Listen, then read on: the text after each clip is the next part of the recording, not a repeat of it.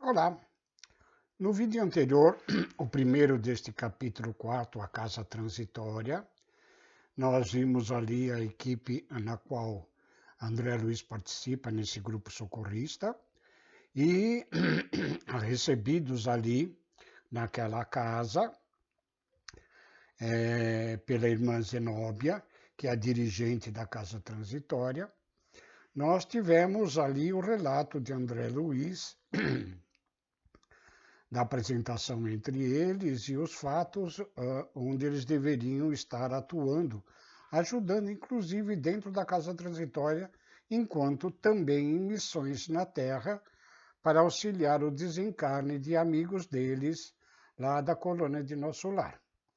E em dado momento chega um servidor ali da casa e informa a dirigente que hordas de espíritos perversos, maus mesmo, né, se dirigiam àquela casa quando ela dá ordem para que se acendesse todos os holofotes e levantasse todas as defesas eletromagnéticas da casa. E André Luiz ali se encontra meio que preocupado, porque os dirigentes, ela, o chefe da missão dele, todos ali bastante assustados, né? E ele fica também um pouco preocupado. E aí, nessa segunda e última parte do capítulo 4, nós vemos então André Luiz dar sequência nesse relato. Através de minúscula abertura, notei que enormes holofotes se acendiam de súbito no exterior, como a luzes de um grande navio assaltado por nevoeiro denso em zona perigosa. Ruídos característicos faziam-se sentir à nossa audição, informando-nos que aparelhos elétricos haviam sido postos em funcionamento. É lamentável, exclamou Zenóbia com a manifesta intenção de restaurar-nos a tranquilidade, que tantas inteligências humanas desviadas do bem e votadas ao crime se consagrem aqui ao prosseguimento de atividades ruinosas e destruidoras. Nenhum de nós ousou dizer qualquer palavra. A diretora, porém, esforçando-se por sorrir, continuou. A tragédia bíblica da queda dos anjos luminosos em abismo de trevas repete-se aqui todos os dias sem que o percebemos em sentido direto. Quantos gênios da filosofia, da ciência, dedicados à opressão e à tirania. Quantas almas de profundo valor intelectual se precipitam no despenhadeiro de forças cegas e fatais. Lançados ao precipício pelo desvio voluntário, esses infelizes raramente se penitenciam e tentam recuo benéfico. Na maioria das vezes, dentro da terrível insatisfação do egoísmo e da vaidade, insurgem-se contra o próprio Criador, alvitando-se na guerra prolongada às suas divinas obras. Agrupam-se em sombras e devastadoras legiões, operando movimentos perturbadores que desafiam a mais astuta imaginação humana e confirmam as velhas descrições mitológicas do inferno. Nota que ela se refere a seres inteligentíssimos, mas ainda extremamente egoístas e vaidosos, a vaidade filha do orgulho. Seres que, não tendo a noção da grandeza do que é o universo e o seu Criador, não têm ainda a noção clara do que é ser o Espírito, revoltam-se diante das suas, digamos aqui, infantilidades espirituais e formam-se em legiões para a prática do mal e do crime, querendo desfazer tudo aquilo que lhes oprime o orgulho e os incita à humildade.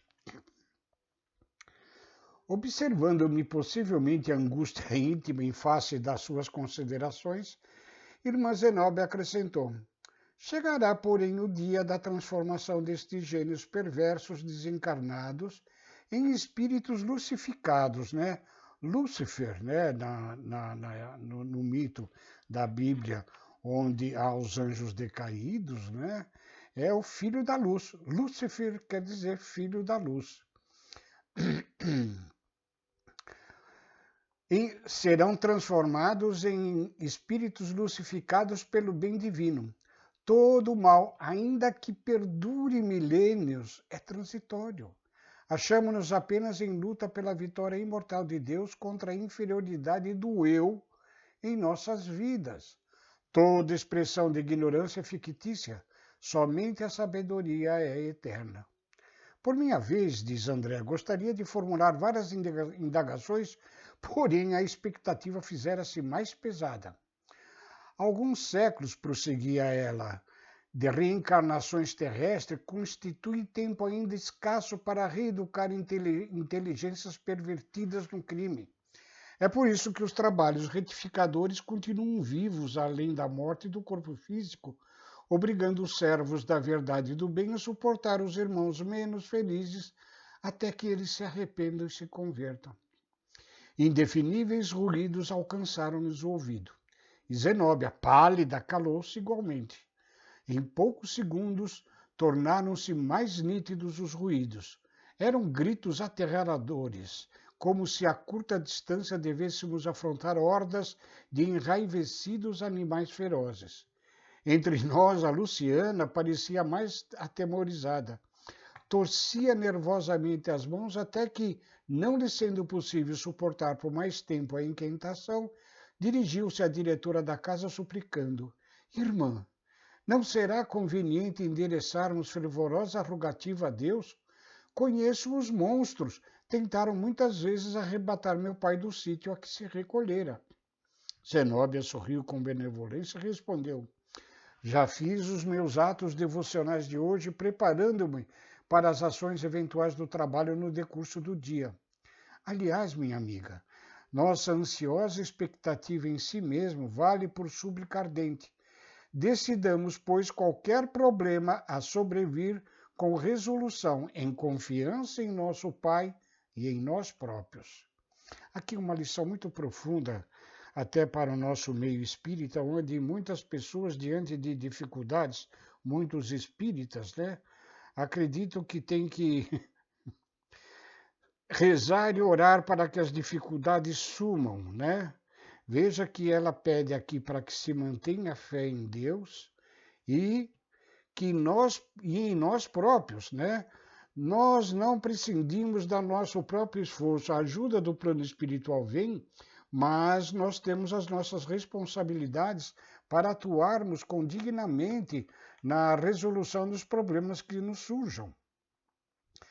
A esse tempo tornara-se enorme o vozerio. Pus-me assombrado a identificar rugidos estridentes de leões e panteras, casados a uivos de cães, lobos, silvos de serpente e guinchos de macacos.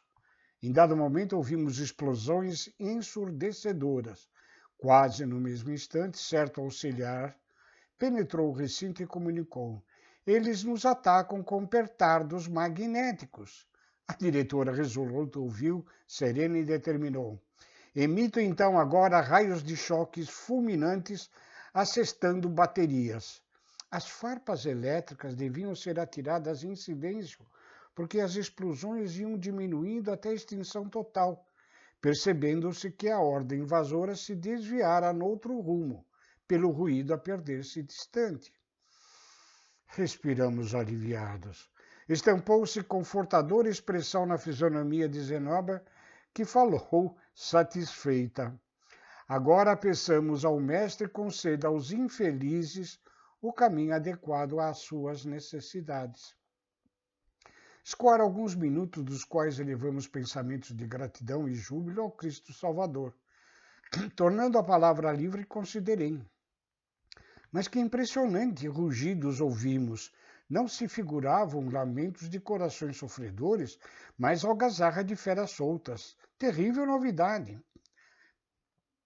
Esses bandos, porém, observou o diretor sensatamente, são antigos. Entre as narrações evangélicas ao tempo da passagem de Nosso Senhor pelas estradas humanas, lemos o noticiário alusivo a legiões de gênios diabólicos. Enquanto concordávamos em silêncio, prosseguiu compungida. Eles enraizam-se, os pobrezinhos, tão intensamente nas ideias e propósitos do mal e criam tantas máscaras animalescas para si mesmos em virtude da revolta e da desesperação a lhes consumirem a alma, que adquire de fato a semelhança de horrendos monstros entre a humanidade e a irracionalidade. Antes que pudéssemos continuar as observações tristes, penetrou um assessor no salão e dirigiu-se à orientadora do instituto. Irmã Zenóbia, ambos os desequilibrados que deram entrada anteontem romperam as celas e tentam fugir. A orientadora atalhou a notificação, expedindo ordem. Prenda-nos imediatamente. Com a colaboração dos vigilantes, temos responsabilidades. A expedição que nos confiou regressará amanhã nas primeiras horas. Encontrava-se o cooperador junto à porta de saída quando o outro auxiliar apareceu atento. Irmã, disse ele respeitoso, as notas da crosta chegaram agora. O chefe da missão Figueira, em atividade desde a semana finda, pede sejam preparadas acomodações para 3 recém-desencarnados para depois de amanhã. Tomarei as providências, informou a diretora sem alterar. Íamos reiniciar a palestra, mas aproximou-se uma jovem serviçal, fazendo também a sua participação. Irmã Zenóbia, a turma de vigilância que descansou há 3 dias voltou a postos. Ah, sim, mande-as retomar os lugares, recomendou ela, e que os irmãos exaustos repousem convenientemente. Afastou-se a ativa emissária e quando eu pretendia, por minha vez, comentar a movimentação de trabalho da casa, outro colaborador assomou à porta e avisou. Irmã, a expedição Fabrino pede auxílio da crosta para os serviços das reencarnações expiatórias, de que se encontra encarregada. A mensagem assinala serviço urgente para a noite próxima. Que devo responder? A orientadora refletiu um pouco e ordenou. Transmita o comunicado aos irmãos Gotuso e Hermes. Estarão talvez disponíveis. Mais tarde expediremos a resposta. Vejo que nesses breves relatos aqui de André Luiz na casa transitória, a dirigente a todo instante recebe solicitações, informações, avisos para tomadas de decisões e encaminhamento de soluções necessárias às diversas situações, né? Muitos de nós aqui na Terra acreditamos que no plano dos espíritos é tudo automático, é tudo com realização pelo pensamento simples, né? Demanda esforço, demanda trabalho. E eles, estes abençoados irmãos espirituais que já se encontram em fase de adiantamento espiritual, né, se sacrificam para nos auxiliar o tempo todo em todos os cometimentos da nossa existência. Pretendíamos retomar a instrutiva conversação, mas em fazendo novo silêncio, outro ajudante de fisionomia visivelmente alterada surgiu à porta para informar. Irmã Zenóbia, a nota do dia vinda do plano superior manda comunicar-lhe que os desintegradores etéricos passarão por aqui. Oh, o fogo, replicou a diretora, patenteando agora inexcedível emoção. Bem eu suspeitei, ponderou ela, acrescentando. O nosso ambiente aqui está muito conturbado. A passagem dos monstros é sinal de que a limpeza será urgente. E fixando os olhos penetrantes no colaborador, prosseguiu. Solicitemos a cooperação das congêneres mais próximas. Precisamos apelar para o oratório de Anatilde e para a Fundação Crista. Tente a ligação, irei eu mesmo fazer o pedido. Afastando-se o assessor, Zenóbia voltou-se para nós cheia de bondade. Segundo observam, meus amigos, desta vez devo levantar-me e sair daqui e agir. Quando o fogo etérico vem queimar os resíduos da região, somos obrigados a transportar-nos com a instituição a caminho de outra zona. Necessito movimentar providências relativas à nova localização e rogar o socorro de outras casas especializadas. Daí o nome da casa transitória. Toda a construção, toda esta casa, ela vai se deslocar dessa região nevoenta, trevosa, em que ali se encontra, e ainda mais vitimada pelas hordas de espíritos ainda animalescos. A casa transitória, ela se desloca, ela volita e vai para outro lugar, enquanto estes fogos etéreos vão fazer a limpeza daquela região. Dirigindo-se particularmente a Jerônimo, acentuou: Meu irmão, já que o inesperado me surpreende, estimaria visitar o abismo com você ainda hoje, em companhia dos amigos, além do serviço à coletividade sofredora, conforme notifiquei a princípio. Interessa-me por irmão nosso em doloroso estado de cegueira espiritual, a favor de quem estou autorizada a fazer serviços intercessórios. Nem sempre, da nossa vontade, podemos interceder por aqueles que amamos, né? É necessário ter merecimento para tal, né?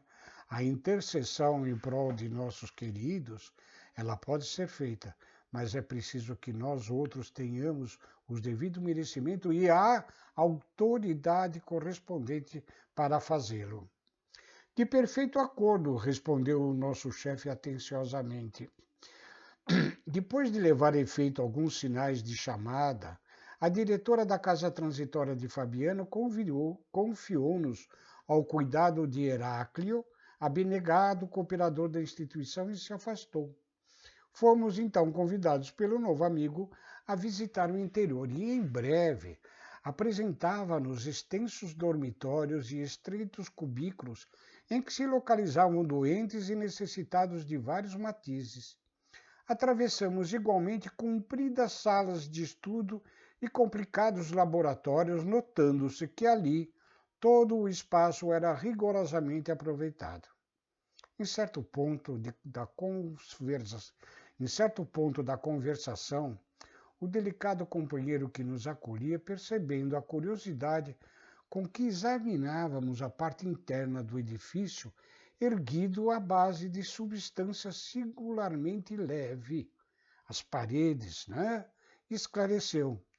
É o tipo de construção para movimento aéreo, André. Muda-se sem maiores dificuldades de uma região para outra, atendendo à circunstância. E sorrindo, por isso é que ela é denominada de casa transitória. Em breves minutos, o assistente Jerônimo era chamado nominalmente pela irmã Zenóbia para entendimento particular. Hipólito e Luciana solicitaram ingresso na sala consagrada, onde, conforme explicações de Heráclio, administradores, auxiliares e asilados daquele pouso de amor se reuniam habitualmente para os serviços divinos da prece. Interessado eu, por minha vez, nos trabalhos médicos do Instituto, indaguei quanto à possibilidade de encontrar algum colega que me fornecesse novos elementos educativos. Expondo ao prestativo assessor meus desejos, respondeu-me sem hesitar. Já sei o que pretende, André. No momento temos em casa o irmão Gotuso, cujas informações talvez lhe satisfaçam a curiosidade.